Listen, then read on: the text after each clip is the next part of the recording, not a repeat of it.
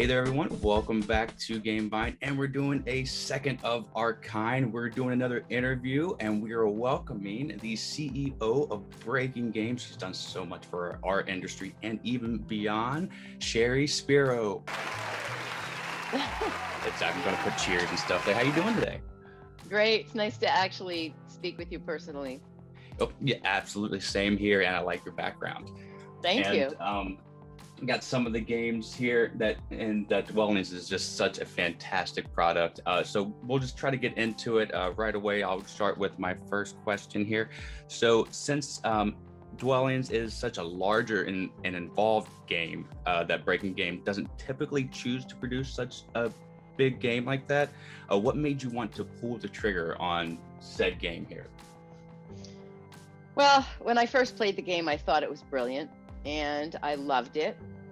So I decided that we definitely wanted to be involved with publishing this game. I knew it was going to be a very, very large game with a large scope.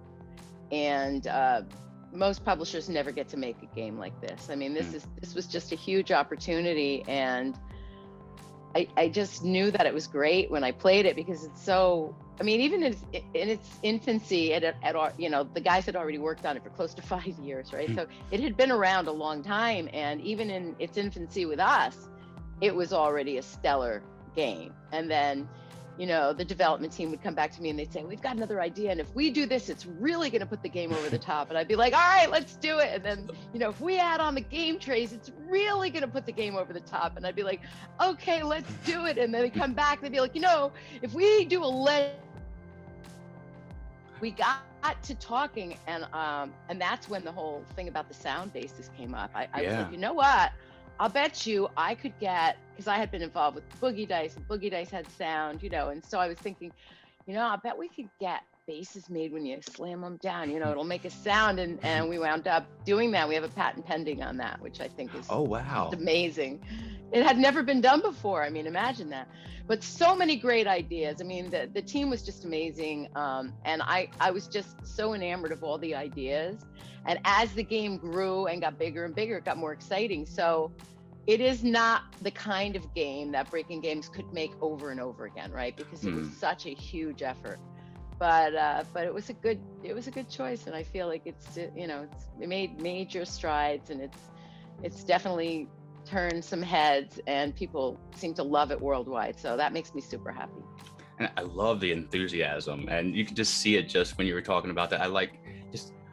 I'm trying to pull back the curtain a little bit in this interview, more so for myself, but for everybody too. Just it's such an interesting thing to see what you do and how things are done. So I know that you've done Kickstarters before. What was your first Kickstarter like the first experience, and how does that compare to just a normal game production? So we did Rise of Tribes, and Rise of Tribes was like a step in this direction, right? It was a step in the Dwellings direction. And, a lot of the people we work with are gamers, like super, super, super good gamers and great game developers, and people who have just an eye and a talent. And I was lucky enough to, get involved with them. I just, I guess I just picked the right horses, so to speak, to bet on. And so Rise of Tribes was definitely a no-brainer to me as well. We played it. It was great. To me, it's one of the greatest kind of gateway gamer games for like a casual gamer, because I really am.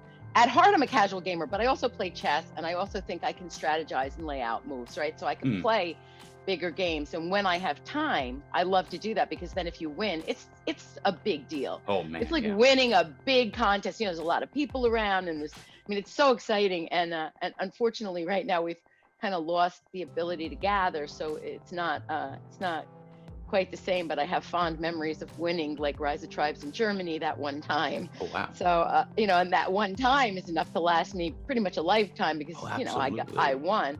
Anyway, so I love winning, so that's why it's fun to publish games. Oh, you're competitive, huh? A little bit. Sometimes I'm not. I mean, my daughter's killing me at chess right now, so I'm not too competitive with her right now.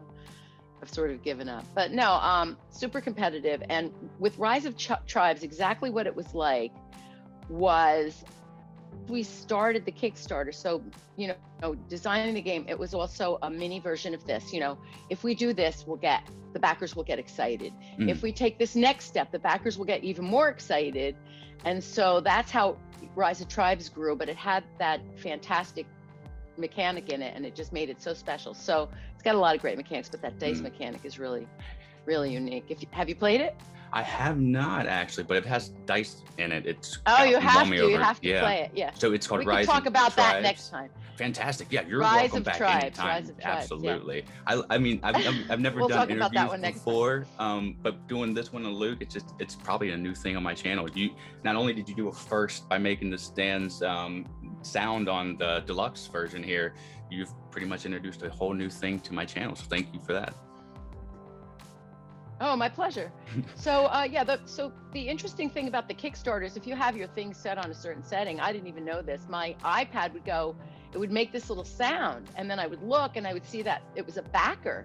So after a while, it was just like this little sound. I was like Pavlov's dog. I was running over like every couple minutes, and there were like these things, you know, scrolling up, you know, because we wound up doing, you know, a few 100,000. We did like 400,000 on Rise of Tribes, and it was just like unbelievable, pledge after pledge after pledge. And if you're not a professional at making games, that could be very intimidating. Oh yeah. You know, because you're looking at all this responsibility, and suddenly there's 4,000 backers. Fortunately, I feel more comfortable with large quantities, so it didn't, you know, I have a lot of experience in this stuff, so it didn't really affect me. But the seeing the backers live affected me.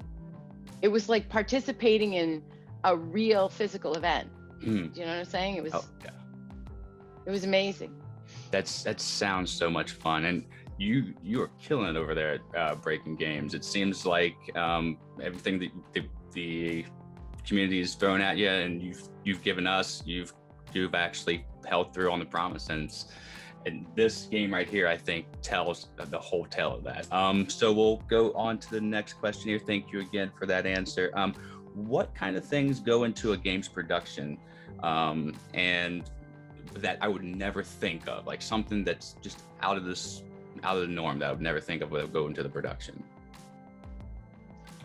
Well, the biggest surprise is when shipping, right? So the manufacturing part, you know, I've been in printing a long time, and so making games was a lot more complicated when I first addressed it, because there are so many more pieces, and you need to find manufacturers that are good at different things.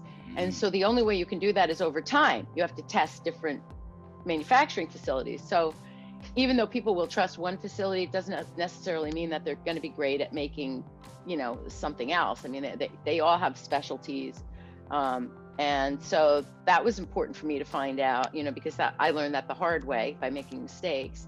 And then the other things were a lot of crazy shipping things, like, you know, are you going to floor load the container, which means they're all just sitting on the floor of the container, all these boxes, or are you going to palletize it? And what if it gets to the warehouse and they can't accept a floor loaded? Then you've got to send it somewhere to be palletized so that it can be taken off this container. It's like, I don't want to learn that in the middle of my shipment, you know, and that's learned it, of course. We also learned a lot about, you know, not delivering pallets to people's lawns. You know, I mean, people would be totally unprepared for the size of their shipment. They would get like 10,000 games and it would come to their garage. They'd be like, I can't fit this game in my garage. So we learned a lot about shipping into warehouses. I mean, just like things you take for granted after you do it for 10 years. I mean, I've actually been in printing longer than 10 years, but I mean, specifically games. I think it's 11 years now, specifically games. You started in some, like a playing card? Was that your start? Yeah, custom playing card. Well, I started in promotional items. So when I first started, I started working in a sheet-fed vinyl plant that printed credit cards. So back in the day, when I got my first job in printing, this company that was a secure facility, I had to have a card to get into every section, and we were printing money. We were printing credit cards. So it was so cool. You know, and I got to see all the departments, and back then they hadn't even introduced Macs yet. Macs weren't even, they were just about, you know, in the facility, but they weren't quite. And I was one of the first people to use like a Mac for production, you know? So that's very interesting. Yeah. I mean, I you know, it probably dates me, but who cares? I mean, that's amazing, you know, it was an amazing time. Only because I grabbed onto the Mac. Some people were like, no, you know, I'll just keep using my stat machine. I'm like, yeah, that's going to be obsolete in like 3 years. You should sell that now, you know? You have a Anyway, good record with betting on the right horse. I do. I'm lucky. There you go. Really, really lucky. Printing presses are huge. My dad was a printer, and that was his trade. And he would take me to his. He had a few little shops that had like 1 or 2 printing presses, but then he got to one job, and there was just this massive thing. So just seeing that production can be almost intimidating, but very fascinating. Oh, it's exciting. It's exciting. It's definitely huge. I mean, people have no idea. You know, they're like, oh, I have the corner of my piece, is broken. I'm like, okay, we're going to definitely try to replace that piece, but I just want you to follow me on this. There are like 1,000 pieces in this game. The odds of something going wrong are much, much stronger than everything going right. And yet we got a lot of good results with this game. It was a lot to manufacture, but we got a lot of good results. Yes, you did. So speaking of which, I don't know if this is on its way. I haven't done that much research, but getting it to like major stores, what goes into that? What trials and tribulations do you have to overcome? How's that go? Well, buyers decide what they want to pick, and the games, depending on what they are, have to be ready at a certain time of year in order to be presented. So the stars have to align. And unfortunately, this year we had a pandemic. And this is a game you can play solo, which is fantastic, right? I mean, it's solo up to, a decent, probably more people than you want to have over right now, right? And so that's the cool thing about it. But,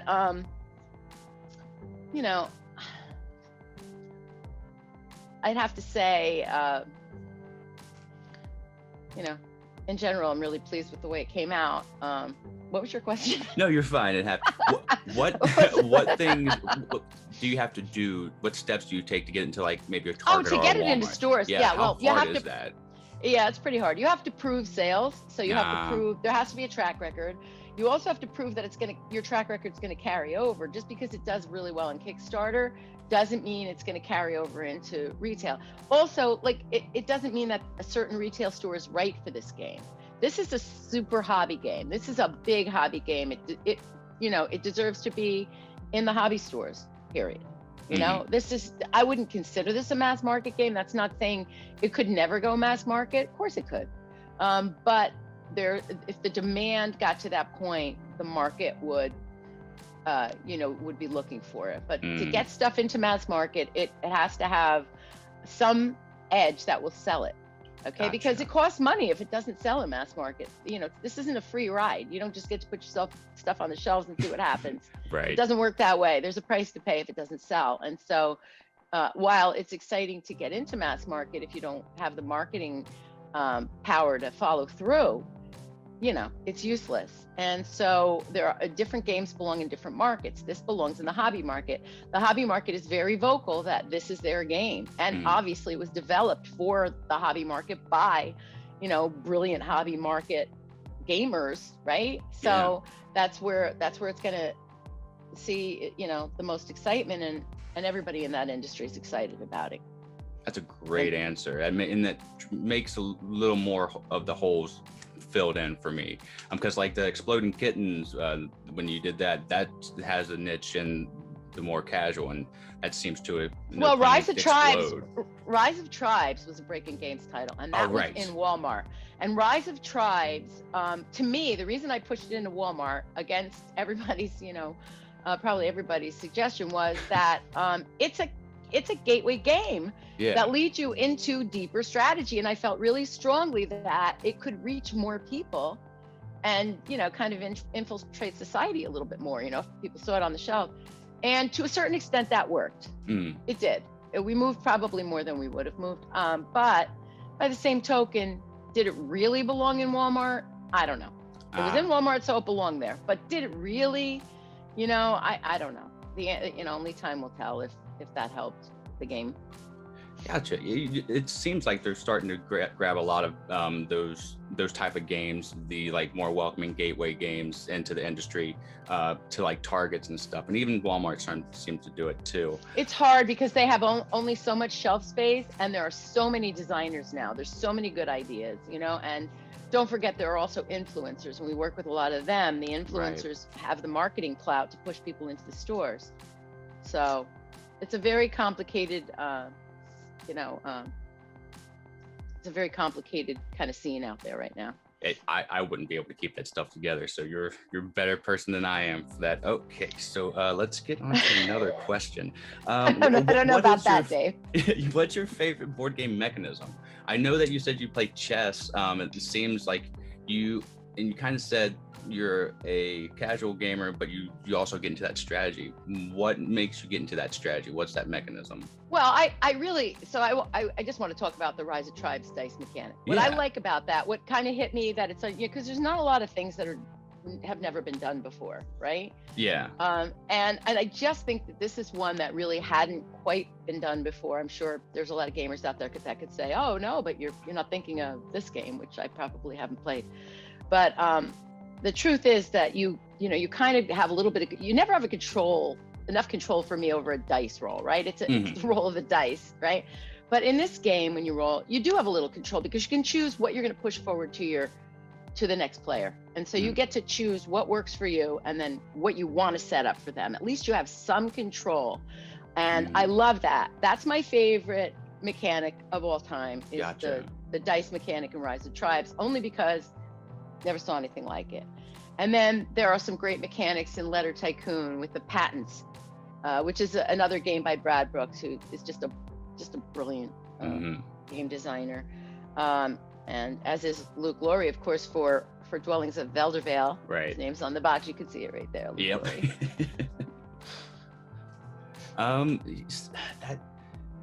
That kind of stuff, it really, this industry just fascinates me, and you're really getting me excited about Rise of Tribes. It's something I'm going to probably have to go out and look at getting right after this interview.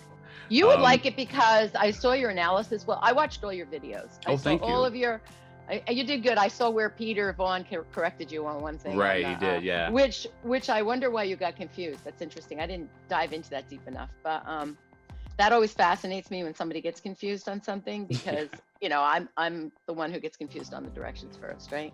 Right. That's why I have any kind of ability at this job at all. If I can't understand the directions, we're in trouble, and a lot of times I can't, right? So I try to get it so that in the end I actually can understand the directions of the games that I publish. Yeah.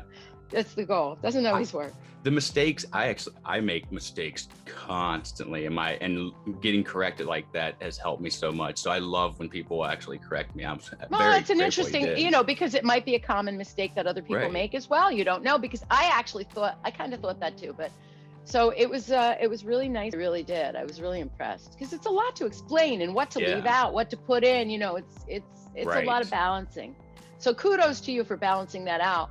Well, I watched from beginning to end, and a lot of times I can't make it through these things. So I was very thank you. impressed. Yeah, I really do. And I'm sure both these interviews have been this is so much fun.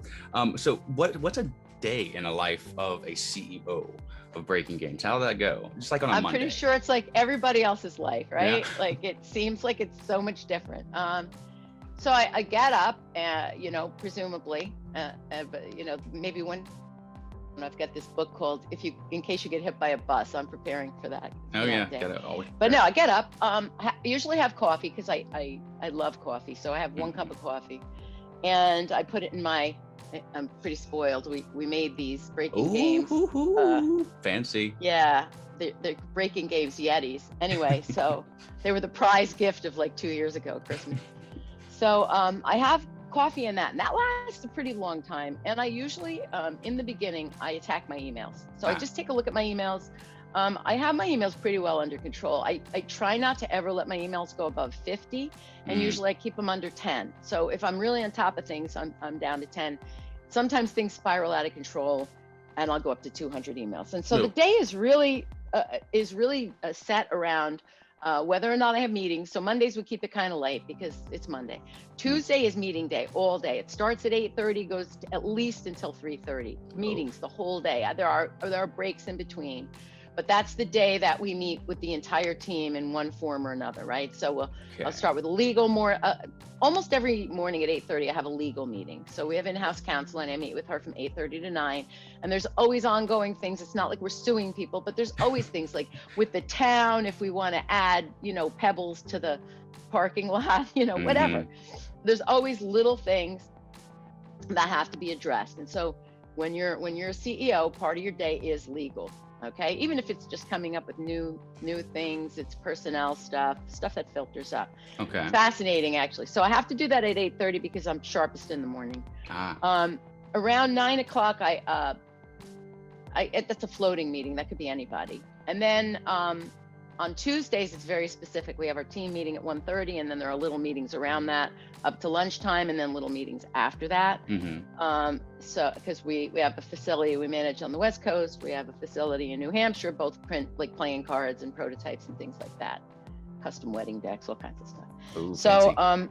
yeah, I still love the playing cards. Like that's still my main squeeze. Yeah, it's still my main squeeze, making playing card decks, because it's just, it's a rectangle. Yeah. And then I'll go through the emails, I'll go through my meetings, and then a lot of times my day will end at 5. Sometimes we'll have a later day, but then I usually I'll cook dinner with my daughter, or my daughter will cook dinner, and then we try to have dinner as a family. And we're not really going anywhere, right? Yeah. Everybody's sort of not going anywhere. So I kind of like that we all get to stay home a little bit more, because I was on the road a lot. I traveled for years. I was probably on the road for past 7 years. So that's a lot. I can take a toll on you, I can imagine. Just It going was to fun. conventions. No. So no? You love don't it? feel sorry for me. No, we loved it. It was great. Good. I mean, It's yeah, good. I got to see Europe. I mean, I never thought I was going to get to see Europe. I got to see Europe. You did mention going Australia, to Germany. I've never been out of the China. country, so that's good China stuff. a few times. Yeah, China, like I don't know how many times.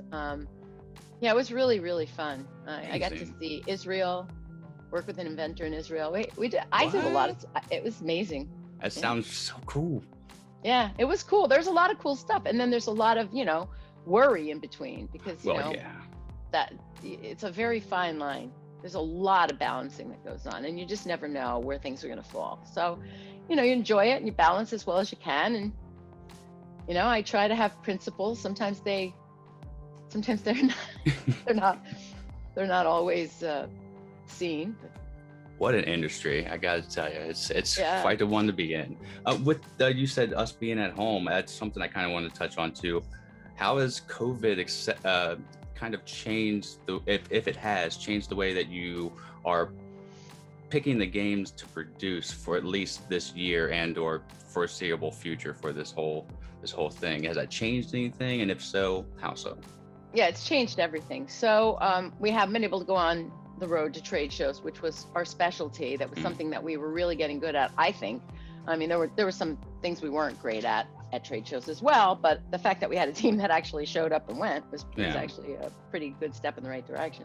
But so without the trade shows, we started doing some online things, and we also started looking at what game we're going to promote, what game or two, right? Because we're not going to do a million games right now. So we concentrated on Chroma. So Chroma is the light up strategy game, see strategy in a whole new light. It's a light up board. You mix colors to get, you mix your primary colors to get, the 3 colors that come from them: green, which is a combination of blue and yellow; purple, which is a combination of magenta and blue; and orange, which is a combination of magenta and yellow, right? And it's working with those primary colors to make those 3 blended colors, and it's kind of fascinating. And they worked on the gameplay for over 3 years, because they were NYU game students. And when I saw the game, it was being displayed at the NYU Game Center, and I immediately said, I have to sign your game. Oh, nice. I have to sign your game. Yeah. And now we're kickstarting it in June, so that's Chroma. Okay. And then we've been working on a game called Meeple Rapids for a long time. Ooh, I like meeples. Yeah, they're really cute. They roll and stuff. They land on their backs, they land on their heads, they land on their sides. It's really, really cute. They have bathing suits on and stuff. So that was supposed to come out sooner, but we worked out a plan for it to come out later in the year. And that really is all dependent on the mechanics. But Chroma is done, is ready to go, and the mechanics are perfect on it, and it is a fabulous, fabulous looking game. It's just, it's my new squeeze for 2021 right now, and it seems like a good all-around game for pretty much anybody. Family game, even advanced people who are like gamers, because that sounds fascinating to me. I like mixing colors. So it's 14 plus, because I think the pieces are a little sharp. I mean, even when we manufacture them, there's still going to be a little bit. They're triangles, So there's still going to be they're going to be corners on them. So we're calling it 14 plus. Okay. I guess if, you know, it really depends on the person always when you play games, when you actually get them home. But it's got some great strategy in it. I've played it a lot, and it doesn't get old. And plus, when you play the board, it's beautiful. It's different every time. You said light up? It's light up, yeah. Wow. Chroma, Kroma. Yeah, I'll have to put. You have to go on the site. You'll see it on our site. You can see that they're probably seeing pictures right now. So if there's some up on the internet, I'll find them and put them up. Are you going to insert it here? Insert here? Oh yeah. That's really cool. We'll send you whatever you need. We have some great shots, actually. Oh yeah, that's always really nice too. That's something I try to ask in PDFs and stuff. So I'm also fascinated because I'm in the industry. I'm doing reviews, and I self-imposed myself here because I wanted to. But I'm also looking to try to edge my way into actually working on it.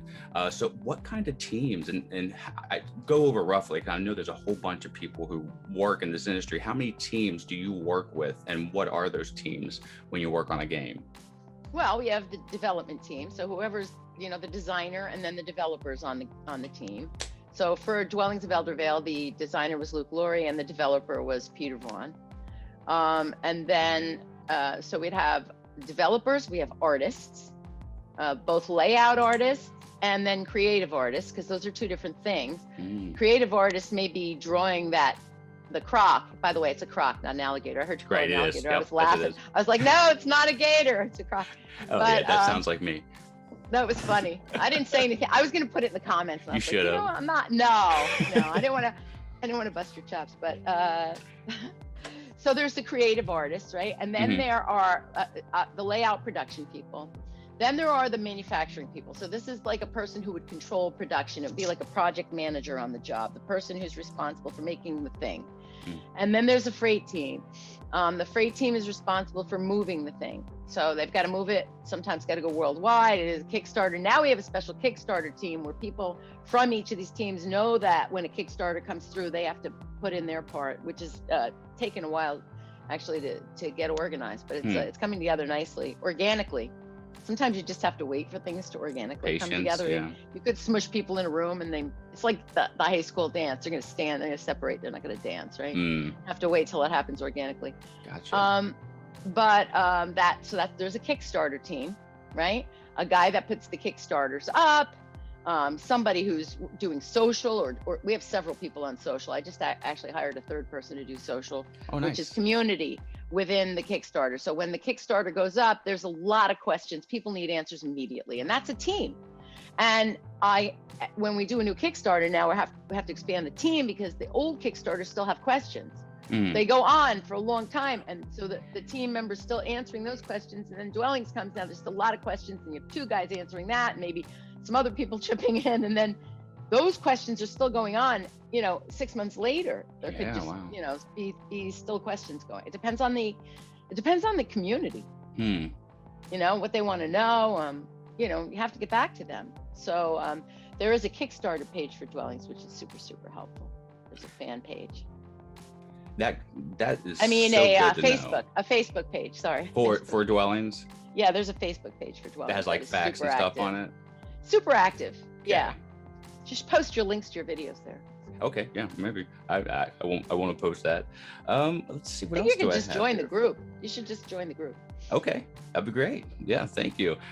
Your support for the community and personally for me has been amazing. I say thanks a lot, but this community, I think, just board game industry is one of the most endearing and I think nicest groups out there, and you are no exception. So thank you for helping us with all the reviews and stuff. Oh, my pleasure. I like Trellis too. I'm Trellis a gardener. Is beautiful. It's beautiful. I love it, and I played that I think about 2 weeks ago again. It's a good one. What else do I have here? You've told me stuff that you're going to be making the Cryo and the other game. Are there any other games that you could tell us about that you're going to be making? Chroma's one, right? Yeah, Chroma with a K. We have a lot of other games that I signed that I want to do stuff with. So one of them is Solution Frenzy. That's a math game, and I want to get that out there in the EDU section. we have a game called Snowfall Recall. These are a lot of the little games nobody hears about, right? That I just signed, and I'm trying to figure out a way to market because we love them and they're great games. I'm actually thinking of maybe offering a subscription box for family educational type games where we just show them all the games and say, this is good for this age group, this age group, this game. Build your own little, little box. Those. So we just put out a game not that long ago called Political Animals, which really didn't get as much attention as I'd hoped, but that is a great game. And it kind of explains the political system without being political, which is cool. Yeah. And then you get to understand, oh, this is why they're fighting so hard for that. And oh, I get why they have to fight so hard for that. And it's kind of interesting, kind of seeing why the two sides are opposed for one thing, and then how they kind of maneuver to try to get to agreements in the middle. I thought it was very, very good game. Political animals? Political animals. Political animals. Okay. Yeah, these are some of the lesser known, those are the ones that I like the most. I like little niche and/or diamonds in the rough, so I'll check that one out too. Yeah, we haven't been able to do as many runs as we normally would because we don't have, we don't have the places to market, like, at the trade shows or to test as thoroughly as we normally would. So a lot of these little games are great. They just need to get out into the wild, so. Has like COVID affected the way that the sales and the marketing is done too? So COVID has affected everything. Our warehouse, normally, when we have a big Kickstarter or something, we'll hire like 30 temps and they'll get everything out in like 5 days, right? Yeah. And they'll come in for a week and boom, it's done. Now we can't do that. And I've been trying to explain to people this for a while, because if we get any case of COVID in the warehouse, it affects everybody, or the office. And it's happened. Fortunately, it's not like it's spread to the whole place or anything. People maintain social distance, they have masks, so all that stuff really does work. But so we've had to keep the team small. So that's one thing. COVID has really affected shipping rates. Everything is way more expensive. Combine COVID with Brexit, and you're dead in Europe. Your pricing in Europe is just ridiculous. It slowed everything down. Production was slowed down for a while.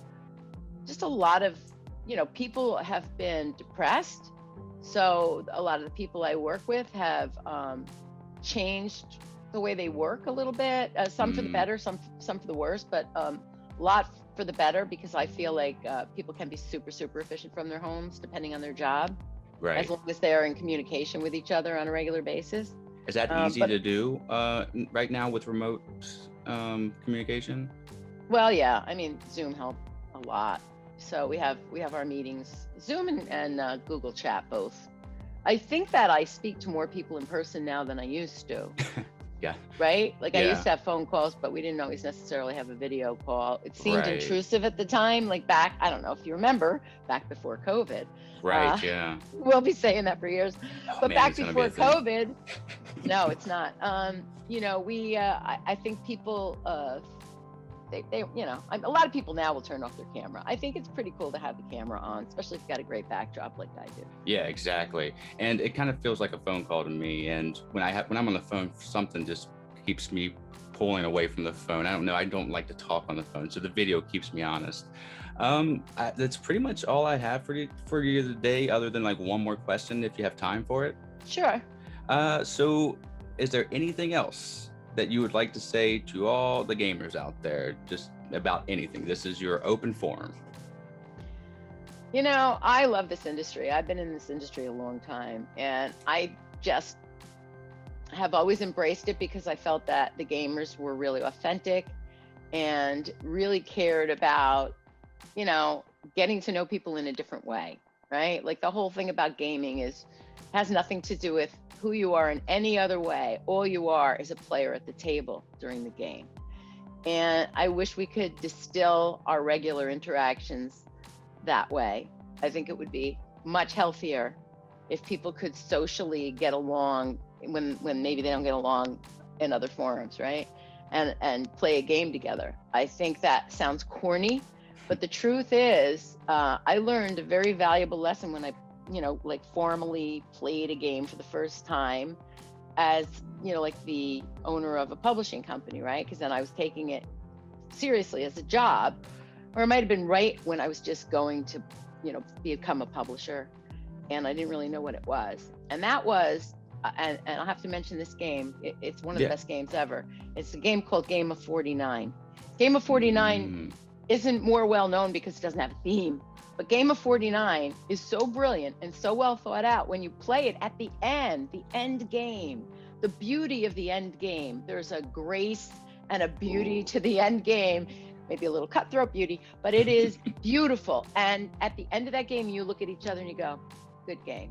You know what I mean? Like, no matter who wins, you'll look at each other and say, that was a good game. Like, there's no jerk, there's no loser, there's no poor winner. It's just, you do what you got to do. And then it plays out based on the strategies everybody used. You know what I'm saying? Very, very, very refreshing, because, I grew up on Monopoly. At the end of the game, not to say anything negative about Monopoly, except the end of the game is terrible. If you win, it's terrible. And if you lose, it's terrible. And if you're in the middle, you're like in no man's land. And so the first thing I noticed was the end of the game. At the end of the game, I felt like I knew these people in a way. I knew a piece of them, and it was neat. It was a neat bonding experience. And that's as far as it went. I mean, I didn't have to get their phone numbers or, become best friends with them. I just played a game with them, and I don't even remember if I won, right? But it was great ending. And I remember that. I remember that feeling, thinking, wow, every game should feel like that at the end. And if not, different, but good. It should have a good feeling at the end. And I think the good feeling at the end of the game is what Breaking Games is about. I watched a review of 49 from Board Game Geek. He really liked it. I have yet to play that. So I have a whole inventory of things that I need to mark off and get on my list here. So I'm excited for you. Keep in touch. I can definitely send you a game or two. Hey, absolutely. I'm willing to review anything Breaking Games has given me, because I mean, I've done all these and I've had fun with all. My kiddo really likes the Sparkle Shadow Kitty. She likes Shadow Kitty. Oh yeah, how old? She is 12. So oh my goodness, that's her great. Market right there. Perfect. But thank you so much for joining us today. I really do appreciate it. I'm sure we'll talk again, hopefully at a convention or maybe another interview if you have time. But until then, I guess I'll just get my kitten here and say goodbye. Bye-bye.